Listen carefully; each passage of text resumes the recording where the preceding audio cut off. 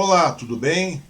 Eu sou o Wang e você está no Talk. Sejam todos muito bem-vindos. Hoje nós vamos falar sobre o tal novo pobre de direita. Até porque eu juro que não dá para entender como é que funciona esse tal novo pobre de direita, mas vamos colocar algumas observações aqui que eu acho que são bastante válidas. E antes de tudo eu vou pedir para que você se inscreva no nosso canal, dê um joinha, ative as notificações, comente quando você assim quiser, pois dessa forma você acaba motivando o nosso trabalho e também nos incentivando a trazer mais pessoas, mais pessoas interessantes que merecem e devem ser reconhecidas. A gente vai gerando mais conteúdo, principalmente nesses momentos de desinformação, de cautela que devemos viver, pois vivemos momentos bastante complicados no nosso país e é sempre bom ter uma boa opinião, uma boa conversa, um bom debate, um bom diálogo. Ninguém é dono da verdade, mas é sempre bom abrirmos o diálogo. Essa que é a intenção do canal, tá bom? E vamos novamente, agora entrar nesse assunto do tal novo pobre de direita. E vem aquela questão, as pessoas falam que é preconceito e tudo mais. Isso aí é preconceito? Chamar alguém de pobre de direita, chamar o pobre de direita de burro é preconceito?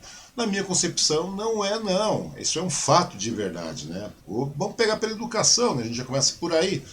Até porque o pobre de direita não compreende o que é política de direita e nem o que é política de esquerda, Ele adere a pensamentos conservadores, e neoliberais. E também não compreende e não absorve assim, a lógica da coisa. Ele vai absorvendo as premissas do contexto político, de um lugar que é seu, assim, vai por osmose, ou seja, vai indo, Ele não pensa de forma lógica, não milita pela racionalidade. Essa é a grande verdade. O pobre de direita, para você ter uma ideia, é contra as cotas raciais nas universidades públicas. O pobre de direita, em boa parte, é pobre mesmo. Ele é miscigenado, muitas vezes é negro, uma grande parte da população brasileira é negra, e ele não consegue compreender a condição de excluído da sociedade. E também não consegue compreender a histórica subserviência da classe à escravidão dos seus antepassados, que durou uns 300 anos. E, diga-se de passagem, foi a última a acabar no mundo. O pobre de direita é contra a distribuição de renda.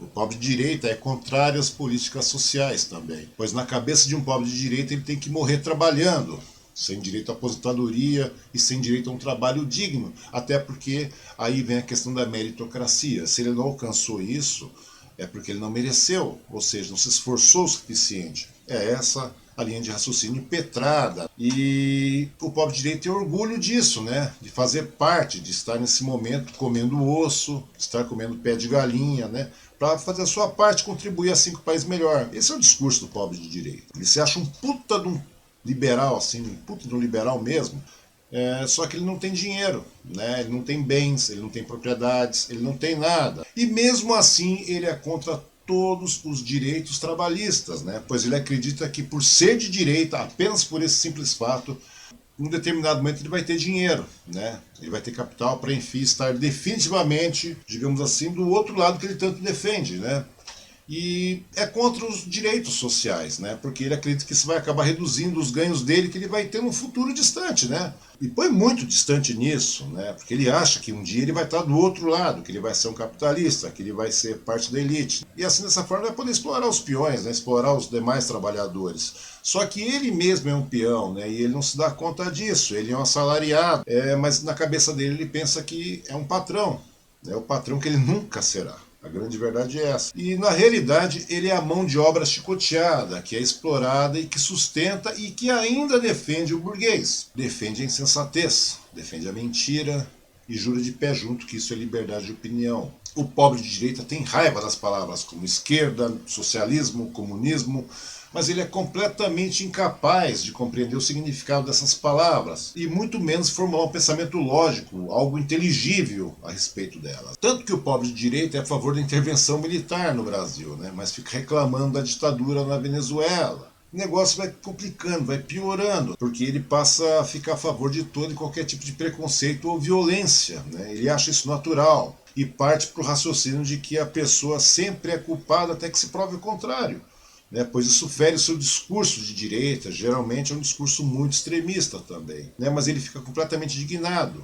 Se porventura a polícia vai lá e invade a sua casa, seu comércio, ou aborda na rua, revista ele, seu filho, começa a descer borrachado nas pernas enquanto ele está sendo humilhado lá em via pública, como se fossem determinados cães sarnentos. E, de certa forma, eles são sim, né? Até porque deram autonomia, digamos assim, para que assim fossem tratados. Eles apanham resmungando, mas doidos para voltarem ao seu adestrador, porque é como se eles fossem um canídeo, né? Um canídeo adestrado das elites, que a bem ver aderem a um ideal que na realidade só os prejudica, né? Eles se submetem a discursos e notícias falsas que pipocam os borbotões nas redes sociais, pois, até como eu disse antes, eles não têm o dom de militar pela racionalidade, eles não conseguem pensar. Partindo assim, eles sempre são conservadores, se defendem nessa lógica conservadora. Conservadora cristã, diga-se de passagem que todo pobre de direita é um cristão ardoroso, né? Desde que o Cristo dele seja melhor que o Cristo do outro. E sempre são verdadeiros patriotas, mas idolatram os nazifascistas, os extremistas, os lacradores, os Valdemiros, os Malafaias da vida. E, além de tudo, são entreguistas, né? E a favor de toda e qualquer privatização, mesmo em saber se essa privatização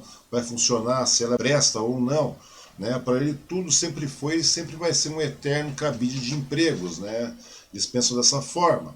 Né? Foda-se se é uma estatal estratégica, foda-se se é uma Petrobras, o Correio, a Eletrobras, seja o que for, seja o que seja, sabe? O que quer que seja, dane-se. Para eles tudo vem pela lógica capitalista, né? O liberal de que eles sequer entendem. Ah, uma privatização, ótimo, perfeito. Ninguém é contra privatizar alguma coisa, desde que, em contrapartida, isso realmente traga um benefício para a população brasileira. Mas nós não temos, sabe? Nós não temos nada com relação a benefícios à sociedade, a benefício à nação. Então, ou seja, se é estratégico ou não, se é uma estatal funcional que realmente dá lucro, não interessa. O importante é o lucro imediato, sabe-se lá para onde. E o pobre de direita também adora uma estátua, né? A gente vê que isso é verdade. Essa política entreguista, ele adora uma estátua, né? A gente fala que eles vivem nesse modelo de mercado norte-americano e funcionam dessa maneira, ou seja, são realmente capachos, né?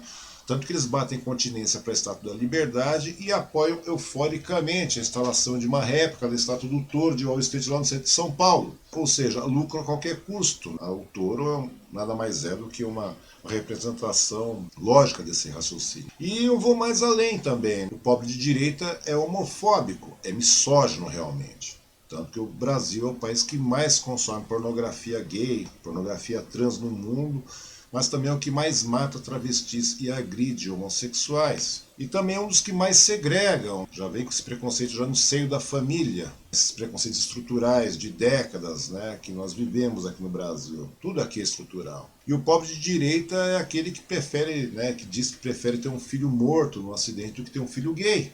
Ele também gargalha quando ouve que uma mulher não merece ser estuprada só porque é feia. Esse é o tipo de raciocínio. O pobre de direita é um figurante muito bem-vindo e muito bem doutrinado nesse atual cenário de extremos em que vivemos. Até porque ele é útil à burguesia, pois a elite incute na cabeça desse pobre, né, a ideia do sonho de que um dia ele vai fazer parte dessa elite. Mas ele não tem capital, novamente vamos frisar isso. Ele não tem capital, não tem propriedade capitalista, ele não tem nada. Mas ele, de certa forma, serve como tutor desses ideais, né? Serve como um disseminador desse ideal para a elite. E, na realidade, o que falta é educação. O que realmente falta é a educação, né? É cultura, é uma pausa para poder pensar, para ter discernimento. É coisa que não acontece, até porque ele acaba sendo doutrinado para que isso não aconteça. Mas o pobre precisa de um determinado, né, um mínimo de tempo para pensar de uma forma lógica, né? Até porque, como dizia o Paulo Freire, né, quando a educação não é libertadora, o sonho do oprimido é ser o opressor. Já que o pobre não consegue ver isso, a classe não consegue perceber isso, a elite consegue ver isso e segue essa frase com toda a sua lógica e coloca à risca isso junto aos pobres de direita. E assim vão aparecendo os pobres de direita. E ter um Bolsonaro na presidência da República com seus discursos golpistas, antidemocráticos, racistas, misóginos, xenófobos, homofóbicos e fascistas só dão mais garantias para que continue, né? Para que tenha o continuismo da existência desse tal novo pobre de direita, dessa marionete, desse ser que não consegue pensar. Eu digo novo, mas é um novo extremo, porque o pobre de direita sempre existiu. E isso aí são discursos de ódio, discursos de anticorrupção, de um tal de ultraconservadorismo, tanto extremamente falso, extremamente medíocre, né? Até porque o pobre de direito soa como se fosse um condenado, que vai lá, cumprimenta, agradece e ainda acaricia o seu verdugo antes que ele abra o cadafalso. O pobre de direito é a barata, que acha que o chinelo é um deus. E o pobre de direito é aquele que, mesmo no momento de lucidez, mesmo sentindo na pele a dor da fome, da pobreza e das privações, mesmo tendo toda a certeza de que fez merda, de que votou errado, sabe? Ele não quer dar o braço a torcer.